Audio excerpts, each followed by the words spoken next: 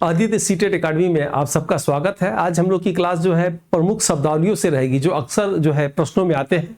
याद रखिएगा, प्रश्नों में छुपे शब्दों का अर्थ अगर आपको क्लियर नहीं है तो आप सही आंसर का चुनाव करने में आपको दिक्कत होगी। आइए देखते हैं प्रमुख शब्दावली जो है, महत्वपूर्ण शब्दावली जो अक्सर बार एग्जाम में, सीटेट के एग्जाम में जो पूछे जाते हैं, आपको इसमें घुमावदार होते हैं। ठीक है, आइए सबसे पहला शब्द हम देखा जाए, स्कीमा। स्कीमा क्या होता है? जैसे कि कोई सोचे कि मेरी शादी होगी, 2 साली होगी, मुझे खूब जो है मैं उनके साथ रहूंगा और जो है बहुत कुछ अच्छा लगेगा, तो और शादी हुआ, पता चला कि जो है केवल इकलौती उनकी पत्नी ही है, कोई जो है उनकी साली ही नहीं है। यानी जो भी मनोवैज्ञानिक बनाए थे, जो भी स्कीम सोचे थे, वो क्या हुआ, वो सारा स्कीम फेल हो गया। इसी को स्कीमा कहा जाता है। जैसे किसी चीज को देखकर मन में उसका इमेज तैयार करना स्कीमा कहलाता है। इस शब्द का प्रयोग सबसे पहले जीन पियाजे ने किया था। ठीक है, नेक्स्ट आप देखेंगे स्कैफोल्डिंग क्या होता है। स्कैफोल्डिंग बार बार सीटेट में पूछा जाने वाला शब्दावली है। यानी बालक को वयस्क द्वारा प्रश्नों को हल करने के लिए दिया जाने वाला मदद, हिंट या सहायता करना स्कैफोल्डिंग कहलाता है। यानी किसी वयस्क द्वारा किसी बालक को जो हेल्प किया जाए अधिगम में, उसे क्या कहेंगे, स्कैफोल्डिंग कहा जाता है। पोर्टफोलियो किसे कहते हैं भाई? तो पोर्टफोलियो बालक के विकास संबंधित रखा गया वह सभी डाटा जो उसके विकास की गति कम या अधिक को दर्शाता है, उसे जो है स्कैफोल्डिंग जो है कहा जाता है। विशिष्ट बालक किसे कहते हैं? सिंपल सी बात देखेंगे, विशिष्ट बालक जो समान बालकों से ऊपर या नीचे की श्रेणी में आएंगे, उन्हें विशिष्ट बालक कहते हैं। थोड़ा सा इस पे लेक्चर को देखिएगा। जैसे मान लीजिए यहाँ कोई सामान्य बालक है, तो समान बालक से ऊपर अगर कोई होगा, यानी उससे अच्छा होगा, तो क्या होगा, प्रतिभाशाली बालक होगा। क्या होगा? प्रतिभाशाली बालक होगा। ठीक है, और उससे अगर नीचे होगा तो क्या होगा, मंदबुद्धि बालक होगा। मंदबुद्धि बालक होगा। तो इन्हीं को जो है विशिष्ट बालक कहा जाता है। क्या कहते हैं? विशिष्ट बालक। जैसे प्रतिभाशाली बालक, सामान्य बालक या मंदबुद्धि बालक। आइए नेक्स्ट देखते हैं, समावेशी शिक्षा। बार बार ऐसी शब्दावली जो आपके मैक्सिमम प्रश्न में आती है। समावेशी शिक्षा क्या कहलाता है? वह शिक्षा जिसके द्वारा विशिष्ट क्षमता वाले बालक, जैसे अंधे, बहरे, मंदबुद्धि, प्रतिभाशाली, सृजनात्मक और जो है समस्यात्मक आदि को ज्ञान प्राप्त किया जाता है, तो उसे समावेशी शिक्षा जो है कहा जाता है। आइए नेक्स्ट देखते हैं, नार्सिज्म क्या कहलाता है भाई? अपने आप से प्रेम करना, अपने आप से ज्यादा प्रेम करना क्या कहलाता है? नार्सिज्म कहलाता है। कैसे? बालक द्वारा अपने आप से प्रेम करना या आत्म प्रेम की भावना को नार्सिज्म जो है कहा जाता है। जैसे कुछ कहे कि मैं ऐसे हूं, मैं वैसे हूं, मैं ऐसे उठता हूं, ऐसे सोता हूं, ऐसे खाता हूं, मैं ही बेस्ट हूं। याद रखना, इसे नार्सिज्म कहा जाता है। व्यवहारिक व सैद्धांतिक मनोवैज्ञानिक, ये बड़ा अच्छा पॉइंट है।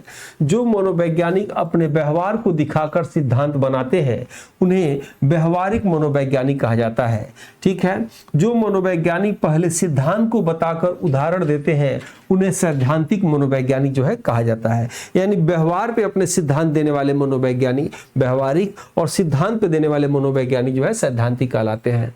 अधिगम स्थानांतरण भी बार बार आपके एग्जाम में पूछा जाता है। अधिगम स्थानांतरण किसे कहते हैं? किसी विषय, कार्य, परिस्थिति, अर्जित ज्ञान का उपयोग अन्य विषय, किसी जो है परिस्थिति में स्थानांतरण करना अधिगम स्थानांतरण या अधिगम अंतरण कहलाता है। यह 3 प्रकार का होता है। पहला धनात्मक स्थानांतरण, ऋणात्मक स्थानांतरण, शून्य स्थानांतरण। देखिएगा, जब कोई सीखी हुई कोई चीज अधिगम को किसी अन्य रूप में आप प्रदर्शित करते हैं, उसको करते हैं, तो उसे अधिगम स्थानांतरण कहा जाता है। धनात्मक किसे कहेंगे? जब साइकिल से मोटरसाइकिल चलाएंगे तो साइकिल चलाया हुआ आपका मोटरसाइकिल में अनुभव काम आएगा, ये धनात्मक स्थानांतरण अधिगम हुआ। ऋणात्मक स्थानांतरण अधिगम क्या हुआ?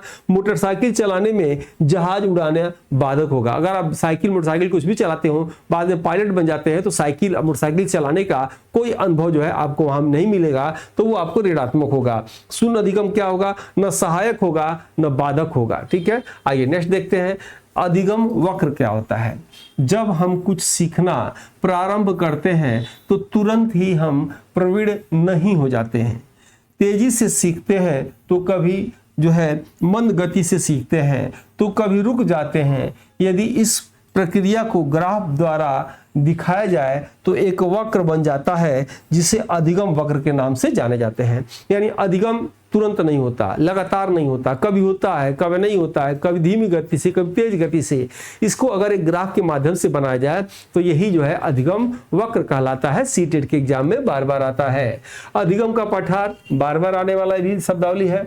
जब सीखने की गति रुक जाती है, उसमें न तो उन्नति रहती है न ही अवनति होती है, तो यह अधिगम सीखने का पठार कहलाता है। अधिगम सीखने का पठार होने के निम्न कारण हैं। ऐसे समझिए, आप भाग रहे हैं, भागते भागते भागते भागते एक समय ऐसा आएगा कि अब हम नहीं भाग पाएंगे, जो होना है हो जाए। वो क्या है? अब उसी तरह आप सीख रहे हैं, सीखते सीखते ऐसा समय आएगा आप कहेंगे अब दिमाग ब्लॉक हो गया, अब नहीं सीख पाएंगे, जो नंबर पाना हो पाए।